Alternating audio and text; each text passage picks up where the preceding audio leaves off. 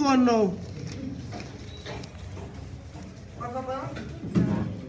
Los datos los tomamos del problema o directamente nos dan los datos.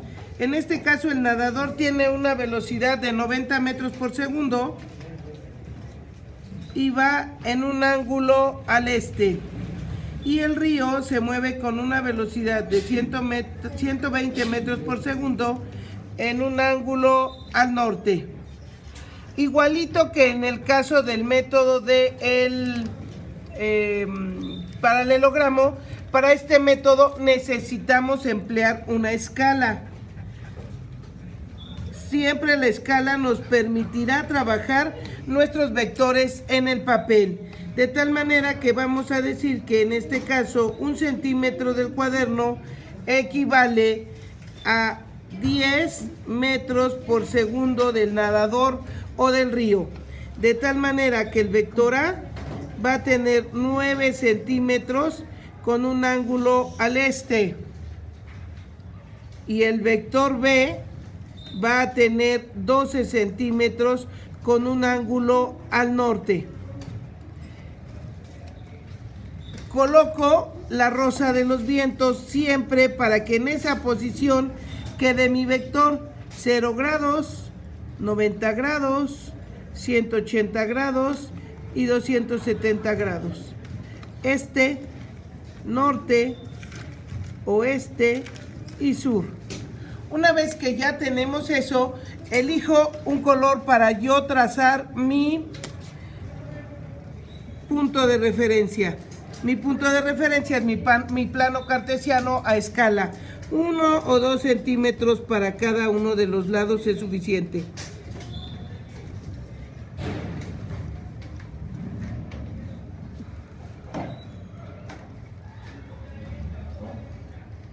Una vez que ya tengo mi plano de referencia, coloco mi transportador para medir el primer vector. En este caso mi primer vector dice que va a estar al este, o sea, 0 grados. Ahí pongo mi referente. Y debe de medir 9 centímetros. Desde el origen hasta la punta de la flecha debo tener 9 centímetros. Y ahí va a quedar mi punta de la flecha.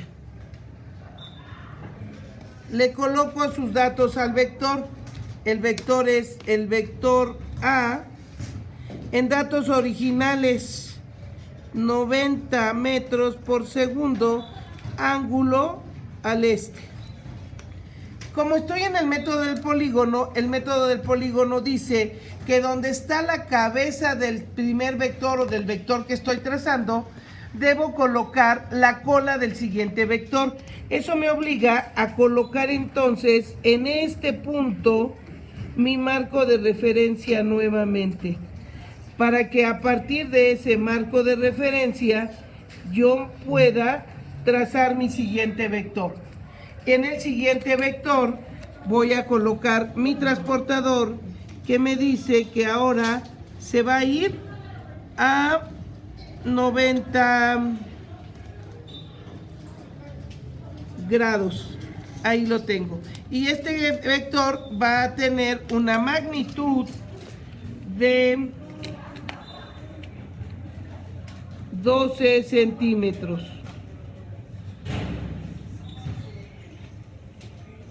En 12 centímetros debe terminar el vector. El método gráfico ya es un método que es un tanto inexacto. Por eso tenemos que ser lo más precisos posibles a la hora de trazar. Como yo ya no tengo más vectores, voy a trazar mi resultante, que va a ir de el origen del primero a la cabeza del último. Si tuviera más vectores, aquí coloco nuevamente mi referente y continúo. En este caso no, trazaré mi resultante, que va a ir del origen del primero a la cabeza del último. Y coloco su punta de flecha porque es un vector. Y le pongo los datos correspondientes. Este es el vector B, 120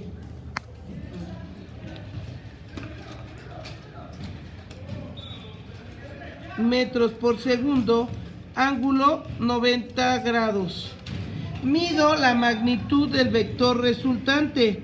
La magnitud del vector resultante me da 15.2.